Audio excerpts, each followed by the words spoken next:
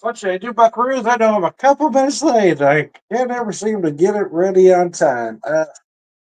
Gave myself plenty of time. I was still right at crunch time again. Anyway, I was kind of debating what to do was kind of the thing. And then it just hit me. It just hit me, man. We'll do a couple cocktails for two for Tuesday. Make it adjust here.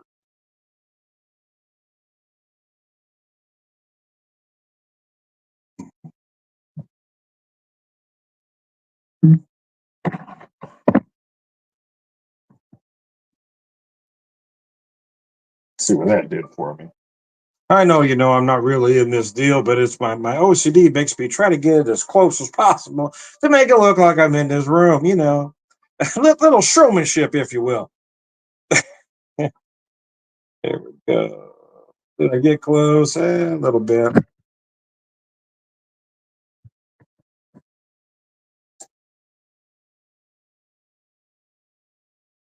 Let's see where we're at. Did I get it fixed? Can't tell. It shows it different here on the one screen than it does the other. Let me fix something here real quick, and we're in business.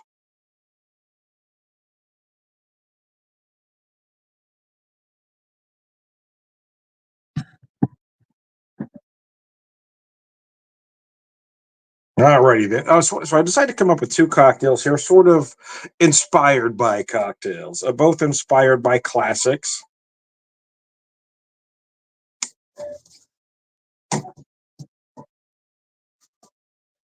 The first one, kind of a riff on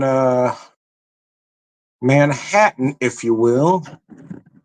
Drive me crazy. I can't get that quite right there. It's making me crazy, man. Anyway, sorry about that. It's driving me nuts, man. I don't know why I can't get that just in the right spot there. Anyway, so this one is based off of a Manhattan. It is not a Manhattan, but that's where we got the inspiration. Using my Turcano single malt 10-year-old port cask finish. Single malt Irish whiskey, not using a port, but from Kiltoy, an Irish themed winery here in Missouri. They're Celtic Goddess. It's a dessert wine. So I use this. It's at 18%. It's not a port, but let's say port like, right? Let's say port adjacent anyway. Uh, so I used 2 ounces of the Turcano, 1 ounce of that, a couple of dashes of plum bitters, and sláinte with a dark cherry in there.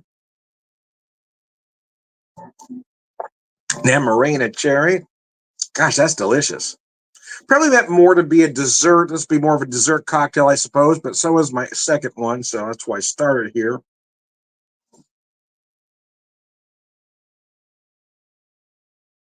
Boy, they do blend together nicely, yeah. This kind of in place of, say, of the sweet vermouth using the dessert wine. But it completes the circuit, if you will.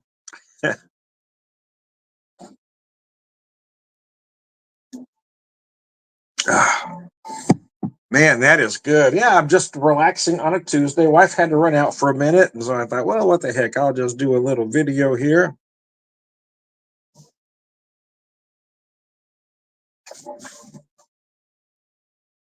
Made myself up a couple quick cocktails. May have a little wine later. Have a little wine later because I'm the last 3 years, I guess, last couple of years anyway. My wife had started liking wine, so we started hitting some wineries, mostly, not necessarily local, but again, local adjacent, right? A lot of Missouri wineries. Because we couldn't go far, right? We didn't have the ability. We had the pets. We couldn't be gone long. So nothing more than a couple, 3 hours away from here.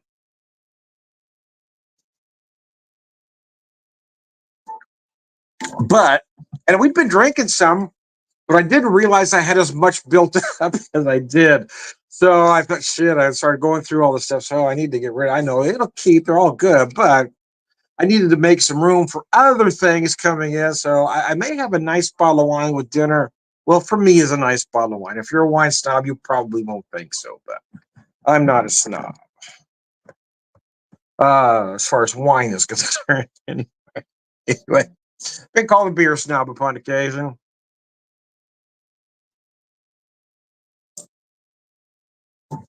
I wouldn't say I'm a whiskey snob because I really advocate for whiskeys from $40 to $80 a bottle.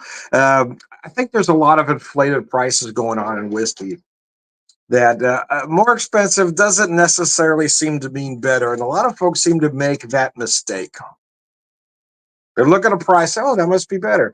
And as far as bourbon is concerned, anyway, and American whiskey as a whole, longer age doesn't necessarily mean better either. It's kind of one of those gimmicks that whiskey geeks buy into that the older it is, the better it is. And that's not necessarily true.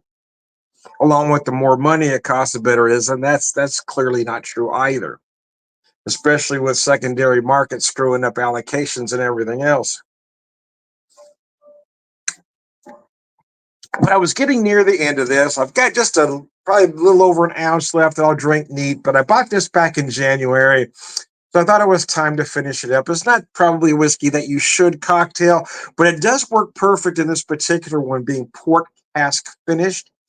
This one is aged 10 years. Let me show you that bottle there. It's an 80 proof. I believe it's an 80 proof whiskey. No, no, it's not. It's a 92 proof whiskey. My bad. That's bigger than I thought it was.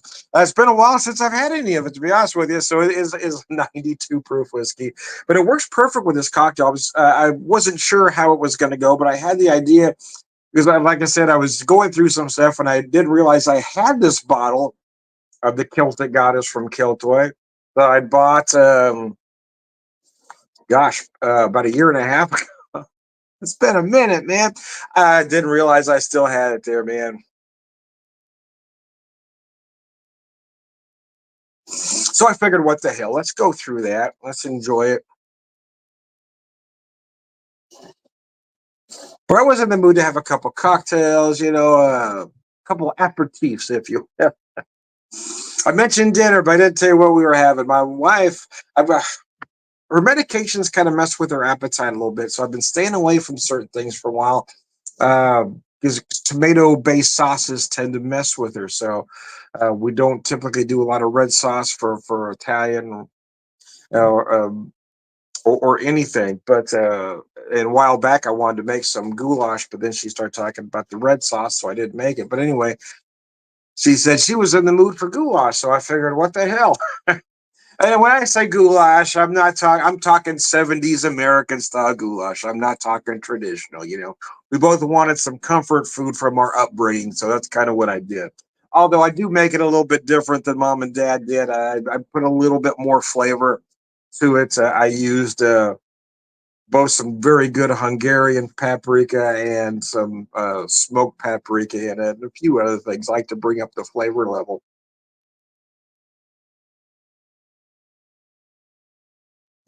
So that American kind of comfort food, American style goulash. I've heard my East Coast friends refer to it as American chop suey, and I'd never heard that before until a few years ago when a friend on the East Coast had mentioned this. That's not familiar to me. We call it goulash. Anyway, I'm going to finish this up and I'm going to step off camera for a second and bring that second cocktail.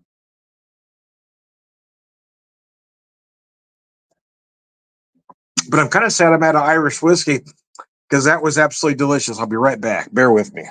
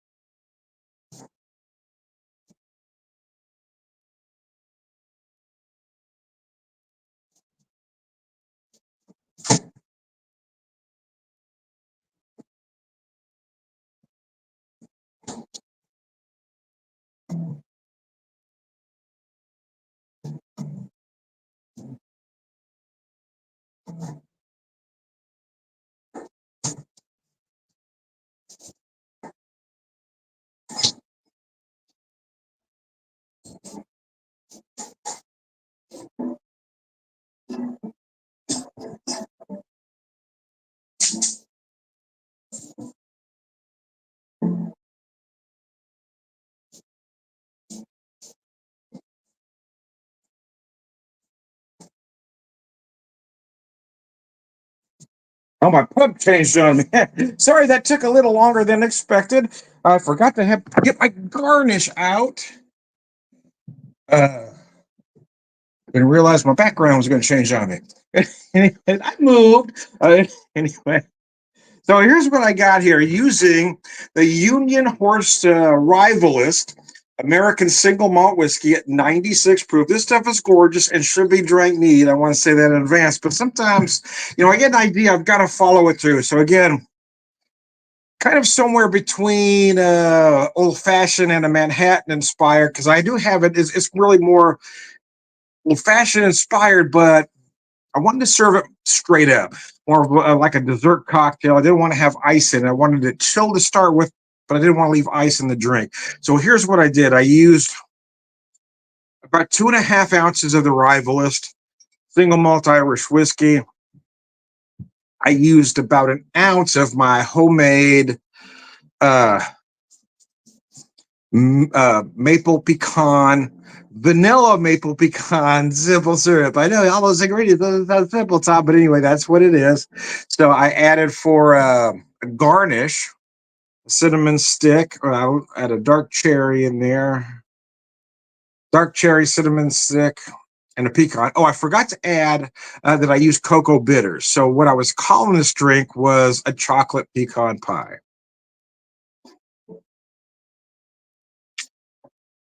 Now I might try this again if I were to get some cream the cocoa, or use a chocolate liqueur of some type. I didn't want it over chocolatey though. I just wanted like a little chocolate ganache over that pie. You know what I mean? And that is really good, man. So here's why, because this Rivalist does give you notes of chocolate, notes of fudge, maybe more to the point. Rivalist American Single Malt Whiskey is a small batch artisanal whiskey made from 100% malted barley. This is American Single Malt. Malted barley by Union Horse Distilling Company, handcrafted from start to finish using the finest Midwest barley in our copper pot still, then aged to perfection in new oak barrels.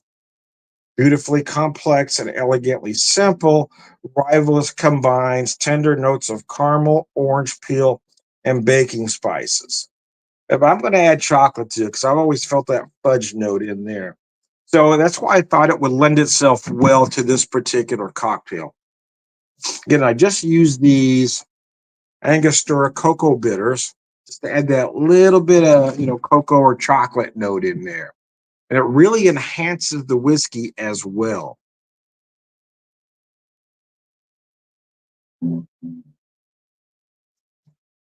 Oh, man, that is delicious. That one's definitely a keeper. Yeah, I mean, it's really a whiskey I to drink neat, but man, uh, it's going to be hard pressed not to make that cocktail again. That's delicious. That is the perfect digestive. No, I haven't had dinner yet. This would be the perfect cocktail for a digestive, or a dessert cocktail, or after dinner cocktail, if you will. Uh, mm-mm-mm. Gosh, that really is good.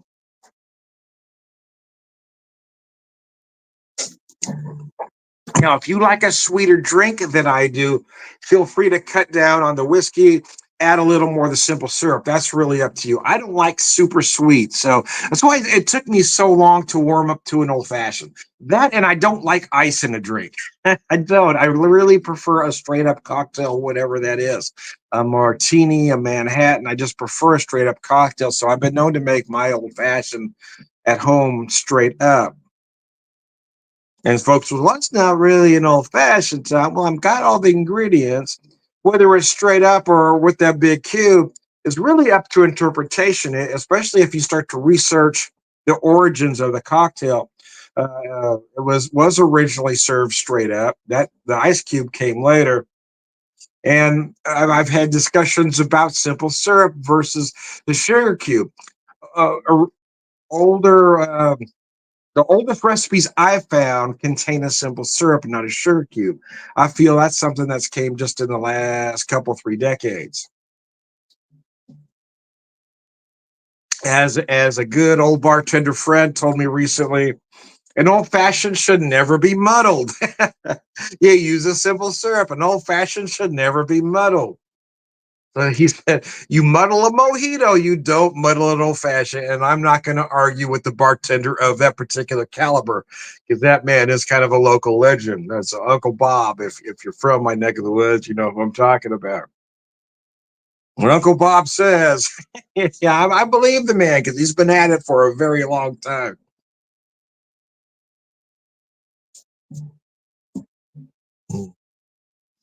Gosh, I got to tell you, I didn't expect to like that cocktail this much, but that is just gorgeous. Didn't expect to hate it. That's not what I meant. But by that was I just wow. That is definitely one I will have to make again because it is just gorgeous. And just a little bit. I feel like that simple syrup and the addition of well, I don't usually count the bitters and 1, 2, 3, 4, whatever. Just a few dashes. I don't go what the. It probably had about 4 dashes in it, but it's just enough to give you those slight cocoa notes, just enough to add a little bit to the aromatics, not enough to overpower the whiskey or even that simple syrup. I still feel those beautiful. I said maple earlier. I was wrong actually. I made a mistake. I forgot which simple syrup I had. This is the pecan, brown sugar bourbon vanilla pecan simple syrup. See, now I couldn't have, I could have just gone through and I corrected myself, but that's just the way I roll. If I make a mistake, I will tell you. But yeah, I made this for a specific cocktail. I kind of forgot. It's the brown sugar, not maple, but yeah, brown sugar.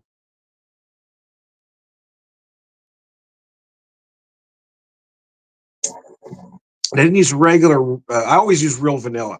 Never use imitation, but this case I use specifically bourbon vanilla and not just a regular vanilla.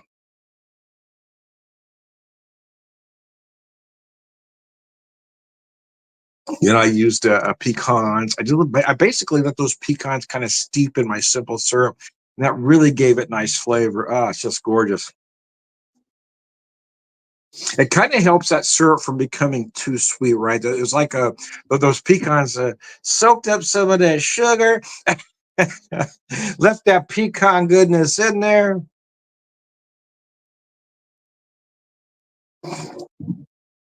Oh man, that was beautiful. This is definitely another one I will make again. Wow, that is beautiful. So the cinnamon stick, why add the cinnamon stick, Tom? Well, I didn't use cinnamon in the simple syrup. Why? Because the simple syrup will typically, if I'm using a bourbon, or even a rye, will bring out the cinnamon notes from the whiskey. This whiskey also imparts some nice baking spice notes, as they said there. Adding the cinnamon stick just sort of enhances that. I didn't want to add cinnamon to the simple syrup, but using the cinnamon stick as a garnish, as that cinnamon stick sits in there, it will just slowly, very, very slowly impart just a hint of cinnamon in there. And it does add to the aromatics as well because the cinnamon stick is right there helping bring everything to the surface. Ah, biscuits. That's tasty. That's really good, man.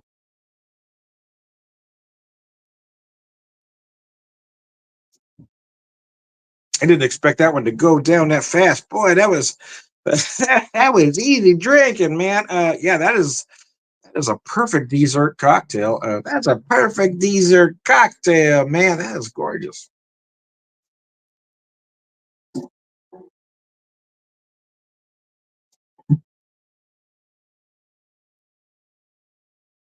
Oh man, that's beautiful.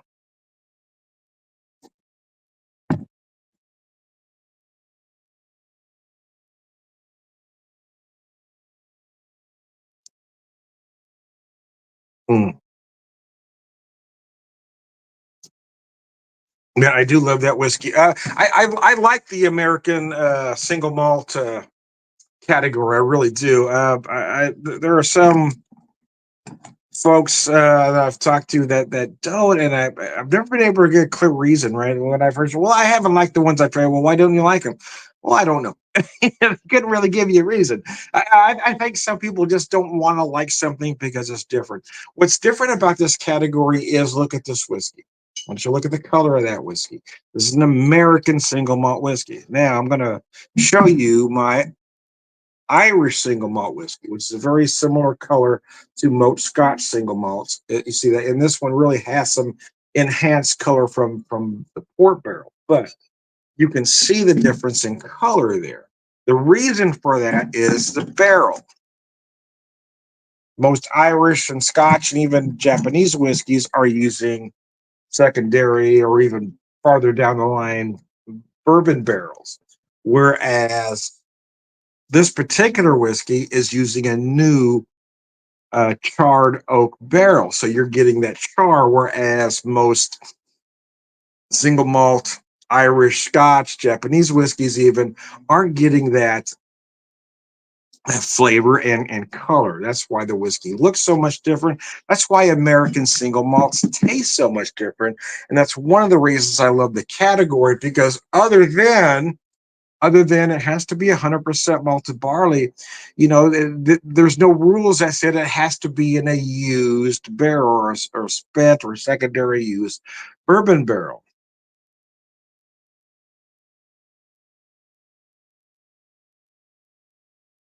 And I think that's why these American single malts have more flavor and in my opinion, a more distinctive flavor than other single malts. So there you go. Anyways, I digress. But I digress, man. I'm Tom, the whiskey whisperer, whiskey evangelist, prolific whiskey drinker, purveyor of wisdom, man.